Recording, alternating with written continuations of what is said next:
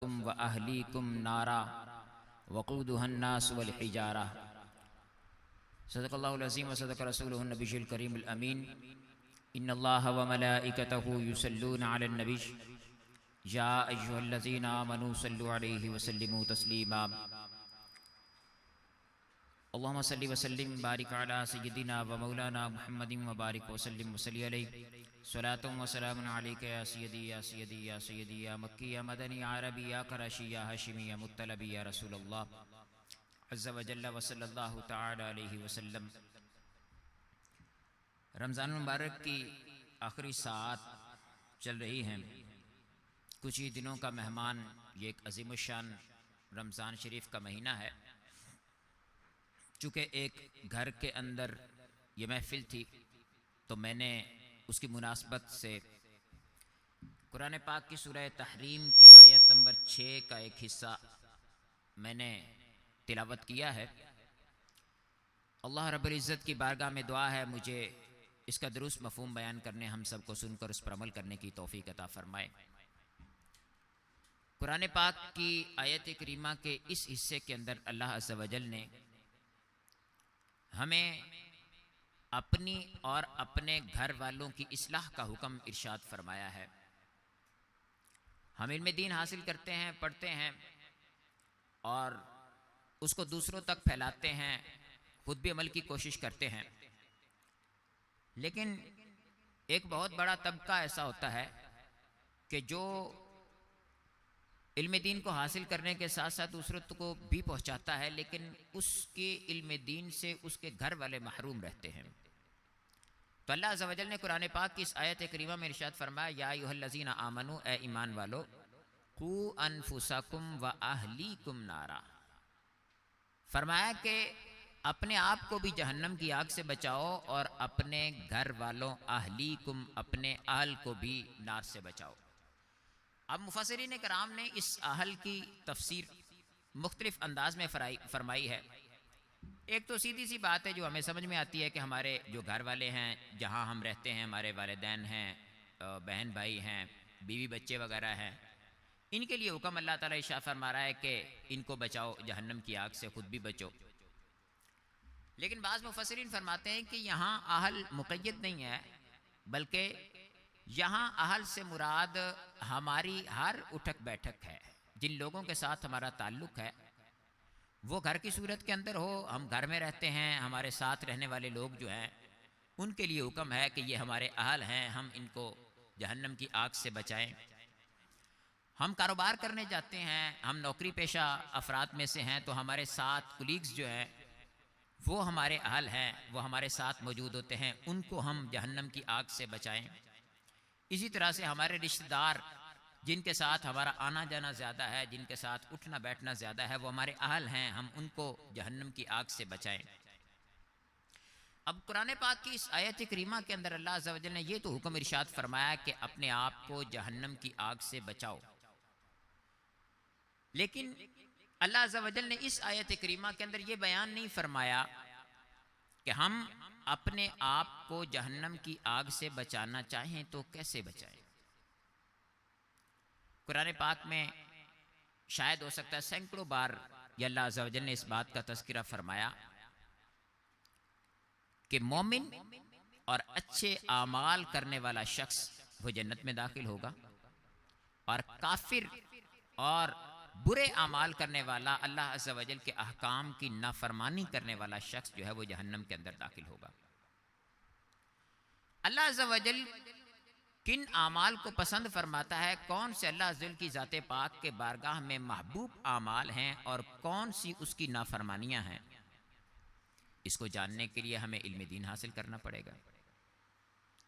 और इल्म दीन के हवाले से ये जहन में रखना चाहिए कि हम अपनी ज़िंदगी के अंदर देखें, जो चीज़ हम पर फ़र्ज़ है उसका इल्म हासिल करना भी हम पर फ़र्ज़ है।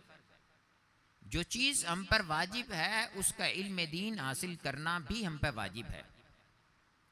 हम पे फ़र्ज़ क्या है, हम पे वाजिब क्या है, ये भी पूछने के लिए हमें उलमा के पास जाना पड़ेगा। मेरे पे नमाज फ़र्ज़ है, अब मेरे पे ये लाजिम है कि मैं नमाज के मसाइल सीखूं। अब इसमें अपने आप को जहन्नम की आग से बचाओ और अपने घर वालों को बचाओ, तो ये माँ बाप पे लाजिम है कि बच्चे के बालिग होने से पहले उसे नमाज के मसाइल सिखाएं, उसे बताएं कि ये नमाज में इतने फ़राइज़ हैं, इतनी शराइत हैं, ये वाजिबात हैं, इनको छोड़ेंगे तो यूँ नमाज में ख़राबी पैदा होगी, यूँ नमाज आपकी हो जाएगी, यूँ नमाज आपकी नहीं होगी, आपको दोहरानी पड़ जाएगी। तफसील के साथ सिखाएं। आला हज़रत अली रहमान ने हुकूक औलाद के जो है उनके हवाले से रिसाला लिखा, तो उसके अंदर बड़ी तफसील के साथ आला हज़रत अली रहमान ने इस बात का तज़किरा फरमाया है कि हमें अपनी औलाद की तरबियत के हवाले से क्या कुछ उनको सिखाना चाहिए। बल्कि आला हज़रत अली रहमान ने तो उस रिसाले के अंदर फरमाया कि औलाद की तरबियत का आगाज़ शादी से पहले शुरू होता है कि बीवी ऐसी लेके आओ जो खुद मजहबी हो और मजहब से तंग ना हो, आर ना हो। यानी ऐसी औरत ना लेके आओ कि आप तो मजहबी हैं लेकिन वो औरत मजहबी नहीं है। आप उसको कहते हैं कि मेरी बच्चों को ये तरबियत करो, दीनी तरबियत करो, यूं उसे सिखाओ, यूं उसे पढ़ाओ, और वो दीन से खुद मुतनफिर है, वो दीन खुद अपने ऊपर अपनाना नहीं चाहती, तो वो अपने बच्चों को कैसे सिखाएगी? वो नहीं सिखाएगी।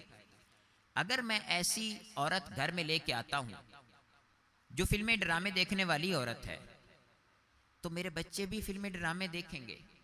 माँ को देखेंगे, वो देखती है फिल्में ड्रामे, तो बच्चे भी देखेंगे। मैं ऐसी औरत लेके आऊं जो तहज्जुद पढ़ती है, तो मेरे बच्चे भी तहज्जुद में उठ के तहज्जुद पढ़ेंगे। कम अज कम तहज्जुद ना पढ़ें तो नमाज तो जरूर पढ़ेंगे। तो मेरी बीवी, मेरे घर वालों का मेरे बच्चों पर बहुत ज्यादा असर होता है। तो आला हज़रत रहमत तो फरमाते हैं कि शादी से पहले शुरू होती है, लेकिन बहरहाल हर शख्स पे ये लाजिम है कि अपने बच्चों को इल्म दीन जो उनके लिए बालिग होते ही फौरन ज़रूरी है, रोज़ा जैसे ही बालिग होगा फ़र्ज़ हो जाएगा, तो रोज़े के मसाइल उनको सिखाना ज़रूरी हैं। ग़ीबत है, चुगली है, झूठ है, बदगुमानी है, ठीक है, इसी तरह से हुब्बेजा है, कसीर ऐसी चीज़ें हैं कि जिनका जैसे ही वो बालिग होगा तो फ़ौरन उस पर उनका हलाल हराम शुरू हो जाएगा। अब बालिग होने से पहले पहले उसे सिखाना है, ताकि बालिग होने से पहले वो प्रैक्टिस भी कर चुका हो, और जैसे ही बालिग हो तो वो गुनाहों से बच सके। गुनाहों से बचेगा तो ये अल्लाह अज़्ज़ा वजल का हुक्म कि अपने आप को और अपने बच्चों को, अपने घर वालों को उस आग से बचाओ जिसका ईंधन आदमी और पत्थर है, तो उस पर अमल हो जाएगा। अगर मैंने सिखाया नहीं तो ऐसी सूरत के अंदर मैंने अपने आप को भी नहीं बचाया। याद रखिएगा, अगर मैंने खुद नमाज पढ़ता हूँ, खुद मैंने इल्म दीन भी हासिल किया, खुद मैंने अपनी जो है वो तमाम हलाल हराम का लिहाज रखता हूँ, पूरी ज़िंदगी के अंदर उनको संभाल के चलता हूँ, अपनी औलाद की तरबियत नहीं की, तो क़यामत वाले दिन अपनी औलाद के हवाले से मेरे से सवाल होगा कि तुझे चाहिए था, तेरे पे हुक्म था कि तूने इनको सिखाना, तूने क्यों नहीं सिखाया? नहीं सिखाया। तो औलाद अब क्या करे कि सारी ज़िंदगी यही मातम करती रहे कि जी मुझे वालिद साहब ने नहीं सिखाया, इस वजह से तो मुझे तो भाई आता ही नहीं है। ये बहाना उसका क़यामत वाले दिन नहीं चलेगा। वो आकिल है, बालिग हो चुका, उसके वालिदैन ने उसको नहीं सिखाया, जब वो बालिग हो गया तो उसकी अपनी ज़ात पर ये उसे लाजिम है कि जो चीज़ उस पर फ़र्ज़ है उसका वो इल्म दीन हासिल करे, जो चीज़ उस पर वाजिब है उसका इल्म दीन हासिल करे, वो उस पर हासिल करना वाजिब है। ये जो मज़ीद इजाफ़ी उलूम हैं जो हमारी ज़िंदगी के अंदर मजहबी उलूम बहुत एडवांस लेवल के हैं, ये सारे के सारे मुस्तहब्बात में हैं, लेकिन बुनियाद कि मेरे पे फ़र्ज़ क्या है, वाजिब क्या है, ये ज़रूर उसको सीखने ज़रूरी हैं। अपने आप को भी सिखाने हैं और अपने आप को भी सिखाने के साथ उसमें प्रैक्टिस में लाना है। इसी तरह से अपनी औलाद को सिखाने और अपनी औलाद को भी सिखाने के साथ साथ उनकी प्रैक्टिस में ये चीज़ें लानी है। ये इसके बारे में हमसे क़यामत वाले दिन पूछा जाएगा। हाँ, मैंने कोशिश बहुत ज़्यादा की। कोशिश करने का मतलब मैंने बाकायदा तौर पर उसको किसी के पास भेजा सिखाने के लिए, उसको ज़बान से कहता रहा, समझाता रहा, डांट डपट के भी समझाया, मैंने घर वालों को भी समझाया। अब उन्होंने नहीं किया तो ऐसी सूरत में हम अपनी तरफ से बरी ज़िम्मा हो गए।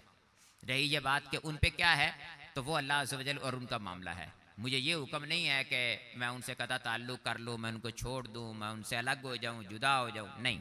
रहमी रिश्तेदारी है, रहमी रिश्तेदारी में अपने रिश्तेदारियाँ नहीं तोड़ेंगे, लेकिन मेरे पे जो लाजिम था वो मैंने अगर कर लिया तो उसके बाद अब मैं बरी ज़िम्मा हो गया।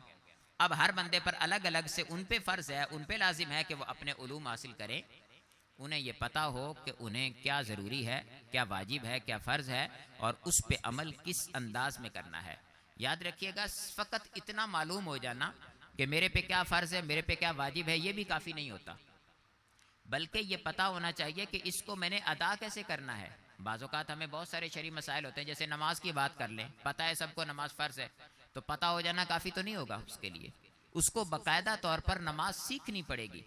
हमारे यहाँ नमाज में हम देखें, नमाज क्या हर शरई मसले के अंदर यही हाल है कि नमाज हमारे यहाँ जो लोग हैं वो एक दूसरे को देख के सीखते हैं। मस्जिद में गए, घर में देखा औरतें पढ़ती हैं तो बच्चा शुरू में औरतों की तरह नमाज पढ़ने लग जाएगा, ठीक है, सजदा भी औरतों की तरह करेगा, तशहुद भी औरतों की तरह बैठेगा। थोड़ा बड़ा हुआ, मस्जिद जाना शुरू हुआ तो साथ वाले नमाजी को देखा, जिस तरह से वो पढ़ रहा था उस तरह से उसने भी पढ़ना शुरू कर दिया। ये नमाज पढ़ने का अंदाज नहीं है, ना ये तरीका है। नमाज इतनी टिपिकली है कि उसको बाकायदा तौर पर सीखना पड़ता है, जब तक नहीं सीखेंगे नहीं आएगी। और कोई बंदा ये कहता है कि मुझे तो नमाज बहुत अच्छी आती है, मैंने तो देख देख के बहुत अच्छी सीख ली है, वो भी जब सीखने के लिए बाकायदा तौर पर जाता है तो कसीर ऐसी बातें होती हैं जो उसको मालूम नहीं होती। अभी असर की नमाज, जोहर की नमाज के बाद एक बुजुर्ग मस्जिद के अंदर मुझे पूछने लगे, वो कहते हैं कि जी हमने तो 80 साल उम्र हो गई है और हम सुनते आ रहे हैं कि जी जो मस्जिद का जो मेहराब होता है ये मस्जिद में दाखिल नहीं होता, और मस्जिद में जब ये दाखिल नहीं होता तो मोतकिफ जो है, एतिकाफ बंदा बैठा हुआ, अब वो मस्जिद के अंदर एतिकाफ बैठना है तो ये मस्जिद में ही नहीं है, तो फिर यहाँ पर मोतकिफ नहीं जाएगा, एतिकाफ वाला बंदा यहाँ मेहराब के अंदर नहीं जाएगा और मस्जिद के अंदर ही रहेगा। कोई ज़रूरी बहुत ज़्यादा काम हो गया, कोई बंदा नहीं है और को काम भी ज़रूरी है तो वो चला गया तो चला गया, वगरना उसको जाने की इजाज़त नहीं। अब उनका एतराज़ का मकसद ये था कि वहाँ हमारी मस्जिद में एक मोतकिफ बैठे हुए हैं तो वो अजानें देते हैं और अजान देते हैं मेहराब के अंदर। वो कहते हैं जी मेहराब में ये क्यों अजान जाके देता है, इसको तो वहाँ मेहराब में जाने की इजाज़त नहीं। अब मसले के अंदर आप सुने तो इतनी सारी गलतियाँ हैं ये जो उसने बयान किया। पहले नंबर पर ये याद रखिएगा कि मस्जिद के अंदर जो एतिकाफ़ होता है, जब एतिकाफ़ शुरू होना है, उसकी नीयत करनी है, उस वक़्त उसको ऐने मस्जिद में मौजूद होना ज़रूरी है। गुरूब हो गया, नीयत के साथ उसने गुरूब ऐने मस्जिद में कर लिया, तो अब ऐने मस्जिद के साथ साथ फिनाए मस्जिद में ज़रूरत के साथ भी जा सकता है, बगैर ज़रूरत के भी जा सकता है, उसका एतिकाफ़ नहीं टूटेगा। अच्छा, रही वो ये बात के जो है मेहराब के अंदर, तो मेहराब भी सारी बातें, अगर मस्जिद नहीं भी है तो फिनाए मस्जिद तो है, तो फिनाए मस्जिद के अंदर वो बगैर ज़रूरत के जा सकता है, लिहाजा वो मेहराब के अंदर भी ज़रूरत के बगैर जा सकता है। अब वो बाबा जी कह रहे हैं कि ज़रूरत की बिना पे वो जा सकता है, बगैर ज़रूरत के नहीं जा सकता। याद रखिएगा एतिकाफ़ वाले की दो ज़रूरतें होती हैं, एक ज़रूरत शरई, एक ज़रूरत तबई। ज़रूरत शरई क्या है? ज़रूरत शरई यह है कि उसकी मस्जिद में जुमा नहीं होता तो उससे उस मस्जिद से निकल कर किसी और जगह जाके जुमा पढ़ने की इजाज़त है, उसके अलावा कोई शरई ज़रूरत उसके लिए एतिकाफ़ में नहीं है, निकलेगा तो एतिकाफ़ टूट जाएगा। दूसरी तभी ज़रूरत है, तभी ज़रूरत क्या है कि उस एतिकाफ़ वाली जगह से निकल कर उसको कोई कज़ाए हाजत करनी है, ठीक है, वाशरूम वगैरह जाना है, तो उसको जाने के लिए अगर वो मस्जिद से बाहर है तो उसके लिए उसको जाने की इजाज़त है, लेकिन उतनी देर ही जितनी देर में करके फ़ौरन वापस आ जाए। बाद लोग सिगरेट के आदी होते हैं, टॉयलेट में जाके सिगरेट पीना शुरू कर देते हैं, मस्जिद से बाहर अगर टॉयलेट होगा तो सिगरेट पीने के लिए जाएंगे तो एतिकाफ़ टूट जाएगा। इसी तरह से गुस्ल फ़र्ज़ हो गया, गुस्ल करना है तो वो बाहर जाए, एतिकाफ़ वाली जगह से बाहर जाके गुस्ल खाने के अंदर गुस्ल करके आ सकते हैं, अगरचे गुस्ल खाना मस्जिद से बाहर ही क्यों ना हो। इसके अलावा कोई ज़रूरत नहीं है कि उसको मस्जिद से बाहर जाने की इजाज़त हो। अब वो फरमा रहे हैं कि ये मेहराब मस्जिद से बाहर है तो यहाँ ज़रूरत की बिना पे जा सकता। वो कौन सी ऐसी ज़रूरत है जी, वो अगर मुअज्जिन साहब नहीं आए तो तब वो नमाज अपना जो है वो अजान देने के लिए वहाँ जा सकता है, उसके अलावा नहीं जा सकता। हालांकि अगर मस्जिद में, यानी आप इस मस्जिद में बैठे, साथ वाली मस्जिद में मुअज्जिन नहीं आया तो अजान नहीं हुई है, तो आपको इजाज़त नहीं है यहाँ से वहाँ जाकर आप अजान दे आएँ, देने जाएंगे तो आपका एतिकाफ़ टूट जाएगा। कहने का मतलब यह है कि हमारे लोग एक तो मालूमात और उलूम गलत हैं दिमागों के अंदर, और उस पे इस कदर डटे हुए अफराद होते हैं कि वो उसके खिलाफ बात सुनने के लिए तैयार नहीं होते। उन्होंने मुझे इसलिए बयान नहीं की वो बातें कि वो मुझे ये पूछना चाह रहे थे कि वो सही है या गलत है, वो ये कहना चाह रहे थे कि 80 साल मेरी उम्र हो गई और 80 साल के अंदर मैं हमेशा से यही करता आ रहा हूँ और मैंने जितने भी मौलवियों को देखा वो ऐसे ही कहते हैं, आप क्यों अलग बात कर रहे हैं। हालांकि जो मैं बात कर रहा हूं वो 1400 साल से यही चला आ रहा है, 80 साल नहीं 1400 साल की बात करें आप। 1400 साल से यही चला आ रहा है कि मस्जिद के अंदर बैठेंगे तो फिनाए मस्जिद में जाने की इजाजत है। अब इसके अंदर मीनारे के मसाइल मौजूद हैं किताबों के अंदर के मीनारे पर चढ़ते पहले अजान देते थे ना, अब हम स्पीकर पे देते हैं, तो पहले मीनारे होते थे। ये मस्जिदों में जो मीनार होता है ना, मीनार दो कामों के लिए इस्तेमाल होता था। इसे मीनार भी कहते हैं और इसे मेज़ना भी कहते हैं। मेज़ना मतलब अजान देने का आला।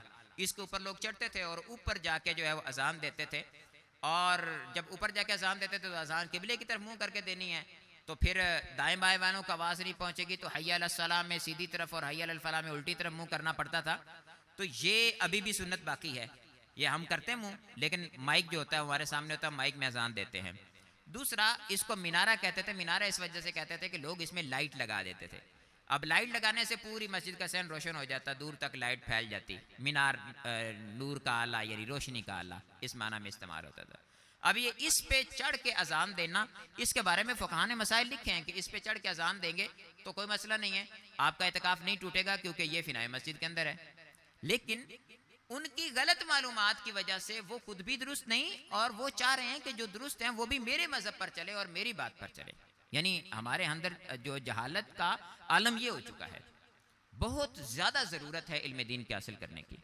बच्चा पैदा हो तो हमारे यहाँ लोग इस कदर रवाज, गंदे गंदे रवाज लेके आ जाते हैं कि जिनका शरीयत मुताहरा से ताल्लुक़ होना तो बड़ी दूर की बात, बाज़ औक़ात शरीयत की मुखालफत हो रही होती है। फौतगी हो गई तो ऐसे ऐसे काम करेंगे जिसमें सरी तरीन शरीयत की मुखालफत हो रही होती है, लेकिन वहाँ मजहबी क्या गैर मजहबी क्या रिवाज के तौर पर सारी लगे हुए हैं। तो किसी की शादी है तो उसके अंदर क्या मजहबी है क्या गैर मजहबी है, वो सारे जो है वो रिवाजों के हाथों मजबूर हैं और लगे हुए हैं। नंबर एक, हमें इल्म दीन हासिल करना है, और नंबर दो, अपनी औलाद को इल्म दीन सिखाना है। खुद इतना हासिल करना है कि जो हम पे फ़र्ज और वाजिब है, अपनी औलाद को इतना सिखाना है जो उन पे फ़र्ज और वाजिब है। इसके साथ साथ मेरी तरफ से एक मशवरा होगा कि हम सबको चाहिए कि हमारे घर के अंदर एक फ़र्द ऐसा हो जो एडवांस इल्म दीन हासिल करे मुकम्मल तौर पर। वो इल्म दीन हासिल करे, उसको हम इल्म दीन हासिल करवाने में मुकम्मल तौर पर सपोर्ट करें। अगर सारे के सारे घर वाले कर लेते तो बहुत ही खूब, कि ऐसा गुलशन बन जाएगा कि जिसके अंदर सारे के सारा घर ही उलमा का है। लेकिन एक बंदे को जरूर, कम अज कम अपने घर में एक बंदे को जरूर इल्म दीन हासिल करवाएं और मुकम्मल इल्म दीन हासिल करवाएं। इल्म दीन हासिल करवाने में उसकी मुकम्मल तौर पर मदद करें, उस तरह से जिस तरह से दीनी उलूम के अलावा दुनियावी उलूम सिखाने के लिए हम उनकी मददें करते हैं। हमारे यहाँ ऐसा होता है कि दुनियावी उलूम सिखाने हैं तो उसके लिए तो फिर स्कूल में जा भी रहे हैं, पूछ भी रहे हैं, हाँ जी उस्ताद साहब, प्रिंसिपल साहब क्या पोजीशन है, सब पूछ भी रहे हैं। रिजल्ट खराब आ गया तो बच्चे से भी पूछ रहे हैं क्यों खराब आया, इतने नंबर आने चाहिए थे, यूँ आना चाहिए था, वो आना चाहिए था। मदरसे में बच्चा डाल दिया, अब 8 साल के बाद ही पूछेंगे कि जी अच्छा तुम्हारी अब दस्तार फजीलत है, अच्छा क्या होता है ये 8 साल क्या किया आपने, पता ही नहीं है सारा 8 साल के अंदर क्या किया उस बंदे ने ना। सपोर्ट करें उसको, पीछे जाएं, पूछें, उसकी जरूरतें पूरी करें, उसको माहौल दें कि वो इल्म दीन को बाकायदा तौर पर सही अंदाज में हासिल कर सके। उसको मुताले की जरूरत है, उसे कमरे की जरूरत है, उसे खलवत की जरूरत है। वो आपके कामों के लिए अब नहीं है, उसे पूरी दुनिया को लेके चलना है। उसको वक्त दें और पढ़ ले तो घर में वालिद को चाहिए और बड़े भाइयों को चाहिए, अपने छोटे भाइयों को चाहिए, बहनों को चाहिए, उसको वालदा को चाहिए, उसको सपोर्ट करें। पढ़ने के बाद अब इल्म दीन के निफाज में सपोर्ट करें, उसका हर्फ आखिर हो। घर के अंदर अगर बच्चा पैदा होता है, अब गलत रसूमात की तरफ अगर जाते हैं तो अगर आपके घर के अंदर आलिम दीन मौजूद है, आपका बेटा आलिम दीन है, तो उसे यह मत कहें कि बेटा ये हमारे 1400 साल से चलते हुए आ रहे रिवाज है, तुम कौन सा नया दीन लेके आ गए, हम नहीं अमल कर रहे। नहीं, उसकी बात हर्फ आखिर हो, उसकी बात सुने। नहीं, मेरा बेटा आलिम है, वो कह रहा है कि गलत है तो फिर गलत है, हम नहीं करेंगे। मेरा बेटा कह रहा है कि शादी के अंदर ये रस्म गलत है तो गलत है, हम नहीं करेंगे, भरे दुनिया इधर की इधर हो जाए। मेरा बेटा कह रहा है कि फौतगी पे ये काम नहीं करना तो नहीं करेंगे, उसको सपोर्ट करें।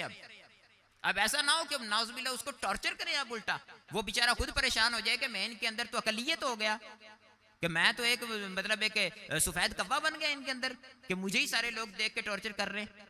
ना, उसको इल्म दीन सिखाएं और इल्म दीन सिखाने के साथ साथ उसको सपोर्ट करें घर के अंदर निफाज शरीयत के लिए।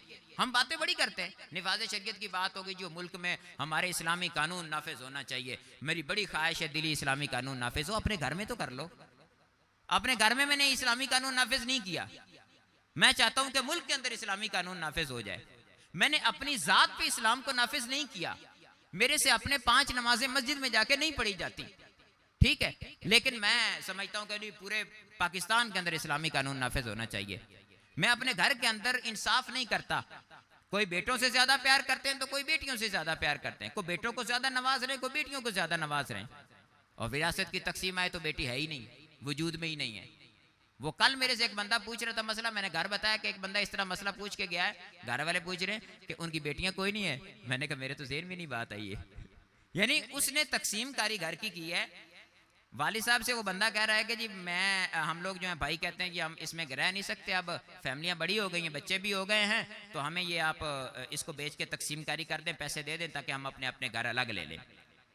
3 भाई हैं, वालिद है, वालिद ने कहा जी मेरा हिस्सा दे दो, एक भाई ने कहा ये सारा मकान मैं ले लेता हूँ और 2 भाइयों को और जो है उसको वालिद को हिस्सा दे देता हूँ। वालिद को हिस्सा दे दिया उन्होंने, 2 भाइयों को दे दिया, माँ का भी तो हिस्सा बनता था, उसको किसी ने देना है? उसकी किसी ने बात ही नहीं की। ये शुक्र है वालिद की बात कर ली, वरना वालिद की भी कोई नहीं करता। माँ का हिस्सा बनता है, उसकी किसने बात करनी है? बहनों का हिस्सा बनता है, उसकी किसने बात करनी है? और हमारे यहाँ एक ये अजीब किस्म का ट्रेंड चल चुका है, वो ये समझते हैं कि बहन ने कह दिया मैंने माफ किया तो अब दुनिया और आखिरत में माफ हो गया। याद रखिएगा ये गलत मसला है, ऐसे माफ नहीं होता। विरासत के माल में मसला ये है कि अगर मेरा हिस्सा बनता है विरासत के अंदर और मैंने अपना हिस्सा मैं नहीं लेना चाहता, तो ऐसी सूरत में मैं कह दूं कि जी मैंने माफ किया, मैं नहीं लेता, भरे दस्तखत कर दूं, साइन कर दूं, अंगूठा लगा दूं, मेरे से माफ वो नहीं होगा, वो मुझे लेना पड़ेगा। लेने के बाद मेरी मर्जी है कि मैं किसी और को दे दूं या इन्हीं भाइयों को बहनों को वापस दे दूं, तो माफ हो सकता है। जब तक लिया नहीं तब तक माफ नहीं हो सकता। और लेने के लिए सिर्फ इतना नहीं है कि मैंने डॉक्यूमेंट साइन कर लिए मेरे नाम पे हो गया, नहीं, खरीदो फरोख्त के डॉक्यूमेंट के बाद उस पे मेरा कब्जा जरूरी है। जब तक कब्जा नहीं होगा उस वक्त तक वो मेरा नहीं हुआ। कब्जा कर लूं, कब्जा करने के बाद फिर मेरी मर्जी है। इसमें एक छोटी सी बात मैं अर्ज करूं तो सबको समझ में आ जाएगा कि विरासत कोई नहीं माफ करता। बहनें और भाई जो हैं इनके दरमियान जो लेन देन के मामलात होते हैं शादी ब्याह पे, चंद हजारों के पीछे वो लड़ रहे होते हैं और करोड़ों और लाखों छोड़ दिए उन्होंने। ये कैसे हो सकता है?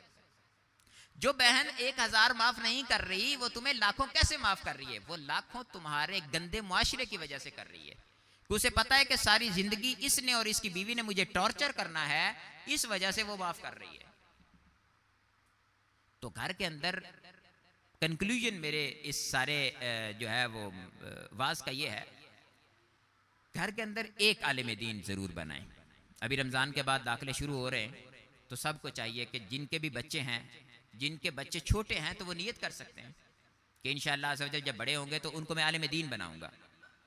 आलिम दीन बनाएं, आलिम दीन बनाने के बाद उसको अपने मुआशरे में सपोर्ट करें, इस तरह सपोर्ट करें कि जैसे एक मुजाहिद सपोर्ट करता है जिहाद। क्योंकि आज आपको जिहाद की शक्ल में काम करने की जरूरत है। आप पे बहुत तानो तशनी होगी, बहुत आपको बुरा भला कहा जाएगा, बहुत बातें होंगी। आपको पता है आपके मजहबी तबका भी आपके खिलाफ हो जाएगा आप अगर दीन के निफाज की बात करेंगे, क्योंकि वो खुद नहीं करते, वो असल में खुद नहीं करते, इस वजह से आपको भी नहीं करने देंगे। आप शादी ब्याह पे बात करेंगे तो वो मजहबी तबका भी आपके खिलाफ हो जाएगा। लेकिन ये सारी मुखालफतें मूल लेने के बावजूद अगर आप शरीयत मुतहरा के निफाज पे कारबंद हो गए, करवा लिया अमल, तो ये फकत आपके दौर में नहीं रहेगा।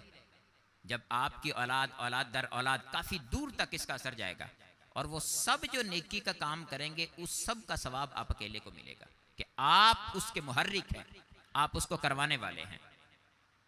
तो इल्म दीन हासिल करवाएं, इल्म दीन हासिल करवाने के बाद उनके साथ उनकी सपोर्ट करें।